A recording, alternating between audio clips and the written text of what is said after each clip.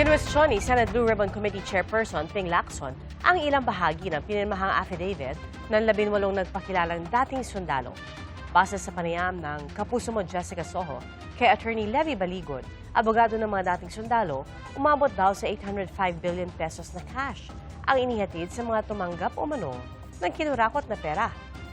Napapatanong daw si Lacson kung gaano kaposible na dumaan ang ganito kalaking halaga sa bahay ni dating Congressman Zaldi Co. Ayon kay Lacson, kung ipagpapalagay na totoo ang sinasabing pag-deliver ng 805 billion pesos ng nakamaleta, kahit anya 24 oras na nagtrabaho ang mga nag-deliver, aabutin sila ng 5 taon para matapos yan. Kabilang po dyan ang pagbubuhat, pagbibilang, pagbabalot at pagde-deliver ng pera. Kinwestiyon din ng senador kung magkano natira para kay Co na sinasabing nag-utos ng paghatid ng pera kung na-deliver nga ang sinasabi nilang 805 billion pesos. Pero gate ni Baligod, sa panayam ni Soho, hindi lang naman galing sa mga flood control project ang umano'y kinurakot na pera. One may still ask how such huge sums of money were physically collected and delivered to the residence of former Congressman Co.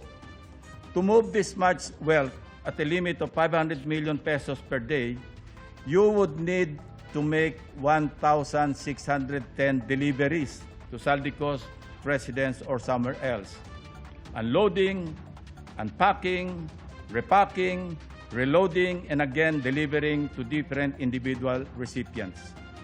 Even if they do it every single day of the year, it would take them 4.4 years to complete the 800 million peso deliveries, Mr. President. We can only imagine the logistical nightmare. Mga kapuso, maging una sa saksi. Mag-subscribe sa GMA Integrated News sa YouTube para sa iba't ibang balita.